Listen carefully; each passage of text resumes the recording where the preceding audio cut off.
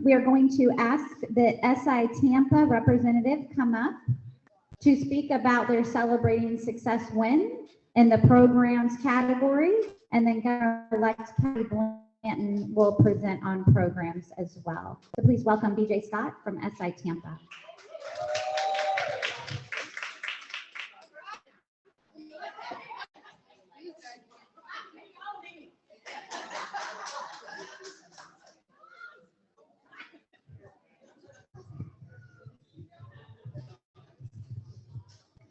Good afternoon, everybody. Whoa. Let me show you hear me. In this year pandemic, so many women have faced financial hardships. Sorptimist International Tampa decided that our club needed to go above and beyond to support women, especially our Live Your Dream applicants. Last year, we had 18 qualified applicants. We had planned to award top 3 applicants with $1,000 prize each, as we do each year. The Live Your Dream Committee, however, recommended that our club also assist with a monetary gift to show our encouragement and support. So SI Tampa Club members were called upon to donate funds to support each Live Your Dream applicant. Due to the generosity of our members, we were able to send $200 surprise checks to each of them who were not selected to receive an award that year. The applicants were truly surprised, very thankful, and we received letters and cards letting us know that the extra money made such a difference in their lives. Thank you so much.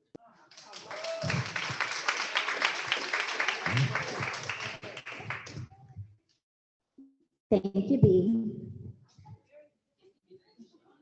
So as you guys can see, by us presenting the winners of the Celebrating Success from the previous year, we can kind of get best practices for how clubs can also find new ways to fulfill our programs. So at this time, I'm going to call up Governor-elect Kathy Blanton for our program's presentation. Thank you, ma'am. Now you're still awake after lunch, right? All that chocolate and sugar.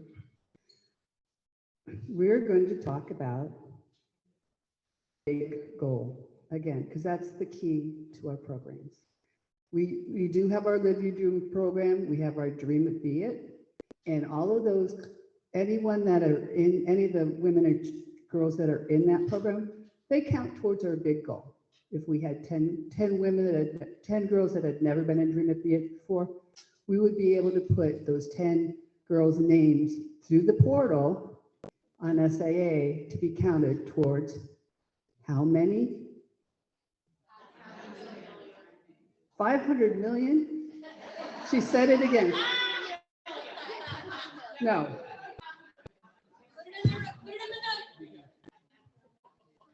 No, 500,000. The last 10 years, we actually had $98,000 in the 10 years for women receiving Live Your Dream Awards, and we gave $21 million during that 10-year period. But the next 10-year goal, $500,000, with women and girls to access education. Not only do the Live Your Dream and the Dream It Be It participants count, but we now have, what do we have now? The Big Goal Accelerator. And the interesting thing, is that we need, that it's not that interesting, it's kind of daunting. We need to reach 4 times as many women and girls as we had the past 10 years. So we've got our job cut out for us. And what's also intimidating is not only if we make 500,000 women is a big job for us, but there are actually another 20 million women that we could be reaching that have the same needs as the ones we are going to reach. There is a handout that can help us understand what the big goal accelerator is and what counts towards that accelerator. And it's called Empowering More Women and Girls. I would have printed it out for all of you, but it's 7 pages long and my printer would have not been happy. So I am going to make sure that's in some of the links that we're going to send you at the end of the conference. That's it. We're on the right page. North Central Region is a club that's very small. There's only 10 in the club. And despite that, they took the challenge. And one year they had 18 Live Your Dream candidates in their region. And they increased it in 1 year to 31, which is very impressive. And you know what? We were very impressive this year too, as you heard. Yeah, okay. Thank you. We know because you're going to be there and make sure they do. We had the haves and the have-nots. Some of you, the presidents know, and the Live Your Dream chairs know. We did a survey and found out that some clubs only had a handful of applications, and some clubs had a whole lot. So we figured out who had, knew who did not have, and we sent as a little present to the have-nots more applicants. And because of that, and thanks to Lorraine Lundy, our chair,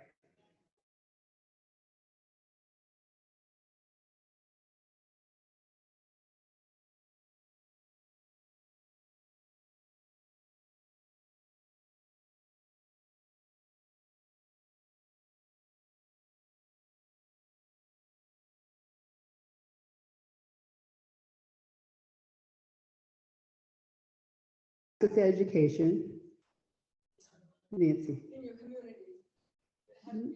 It can't be in another country. I know we talked about that because you all had a great one, and then we found out you couldn't do it because it was in Africa, right? We presented that at the district meeting, I believe. No?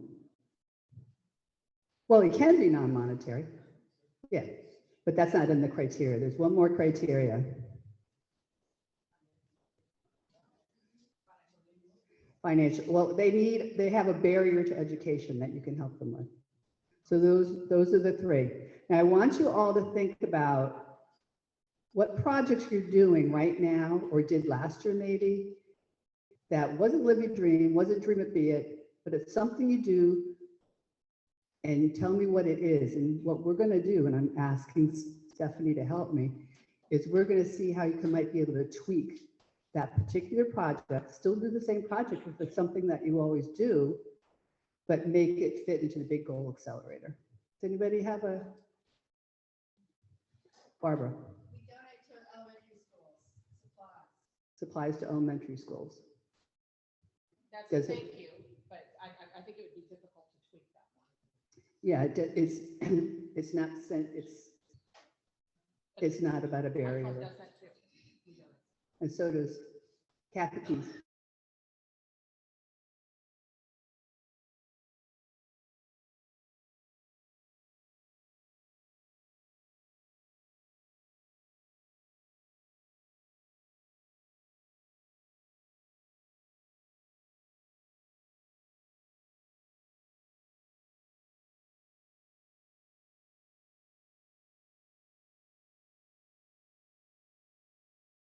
Hands-on, working with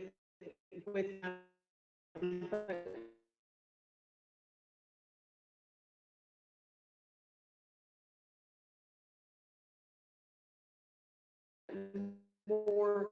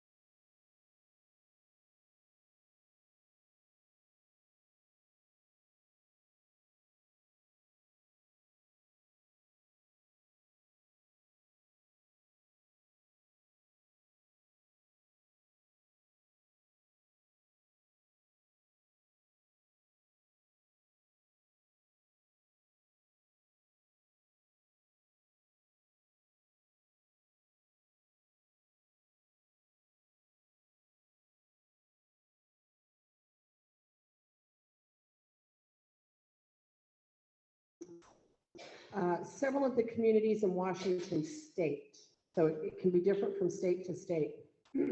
We've been told we have to be very careful asking for what I would call proof of financial need, because of privacy concerns and different things like that. So it becomes if you're, however you phrase it or request it or share your need, I think is fantastic. But, and I'm just speaking for Washington State, there was something happened along the way somewhere, right? And so if you, you had to have a lot more, you had to jump through a lot more hoops if you were going to ask them to provide like the tangible proof of financial aid, like a parent's, like sometimes financial aid at colleges, you have to show tax returns and, you know, different things like that. So, but yeah, but many clubs are doing other scholarships for women that are outside of the Live Your Dream Award. And because many times a woman or a young girl coming out of high school may not meet the eligibility requirements, which is having a dependent. They may not meet that, but they're still giving out awards, and many clubs are doing it in honor of a club member. Many clubs have had educators in their clubs, so they're giving out that award in that name too. So I do want to add and clarify if I'm wrong, but Keeping that in mind, we are not asking for proof. We ask for the essay, in an essay, for them to talk about their need, not financial, not proving Great. it. So thank you for clarifying. Just another couple things that you can think of. I would dare to say that what Tampa did, those people that got the $300, that would count. The other thing, if you find a student, high school, college, whatever, that is having problems because she doesn't have internet access, or she doesn't have a laptop, or she needs bus fare, all those type of things you can help those women and girls with, and it will count towards the big goal accelerator. And Kathy, I would say, because I think the key that you said at the very beginning is it something that is creating a barrier to them in their ability to achieve an education, go to school, whatever that might be. The items you just listed are those things that create the barriers.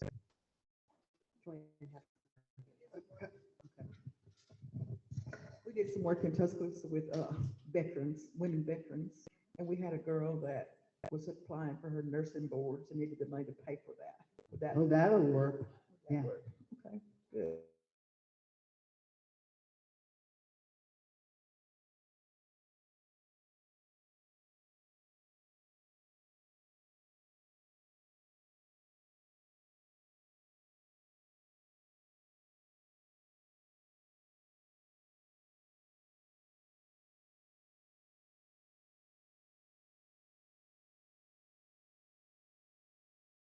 It was, she was in the PACE program.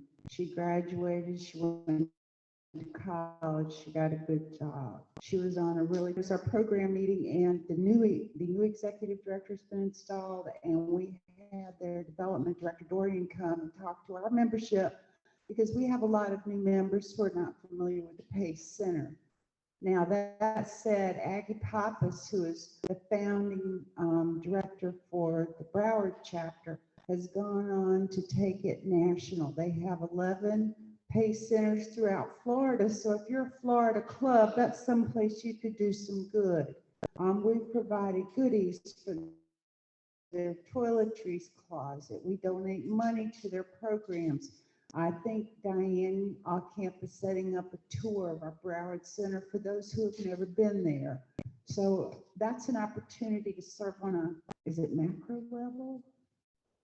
But it goes on. I mean, and I've seen it firsthand, which is what, and it's girls. We're helping girls, and that's our mission. So that's all I have. Wisconsin. The K-Tech program, and it was already supported. Oh, I'm sorry. We've already supported one young woman and a $2,000 award to pay her, help her at least get through that program. And K-Tech is a program started by another organization, another nonprofit, and we want to do more of that. We want to get more women and girls into that program. We know what the success level was with that one girl in particular, and that's something that we're going to add to our budget as kind of a regular thing. And those women, and then checking back in with those women, they're spreading the word too, that there is a possibility for an education outside of the regular college directed education. Anybody else have a project they want to know if it would count?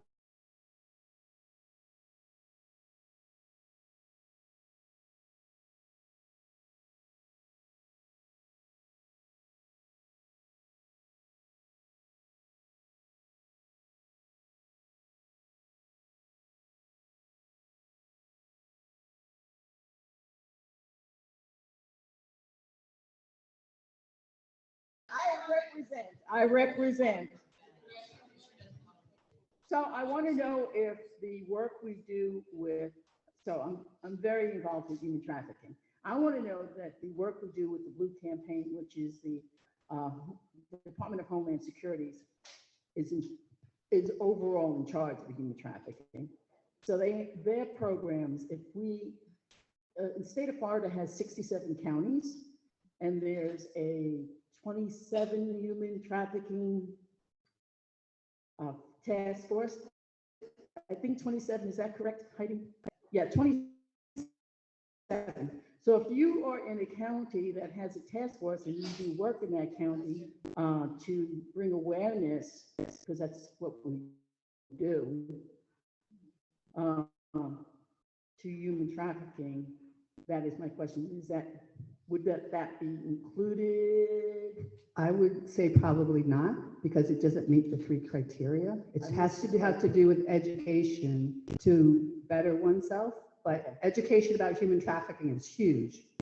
Don't stop doing that because of this. Ever? No, never.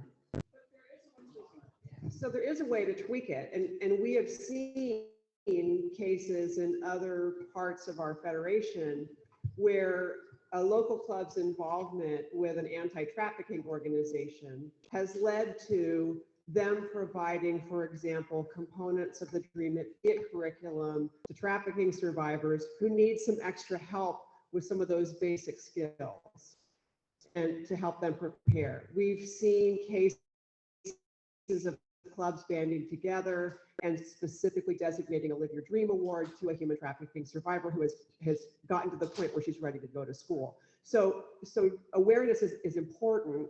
There are tweaks. And the only other thing I would say is it's really important for us to become more aware ourselves of what the barriers to education are. The cost of application fees to college can be a barrier to education. Food insecurity can be a barrier to education. So it's about thinking a little bit outside of the box and raising our own awareness of what are those things that are getting in the way of women and young women and older women from being able to access education. Well, unfortunately, our timekeeper is busy because the Zoom's messed up, and I think we've had enough. But you look at we have wonderful people in the audience from SIA, and I'm sure they'd be available to answer any questions. Oh, Aisha. There's one. There's your lady. Thank you very much.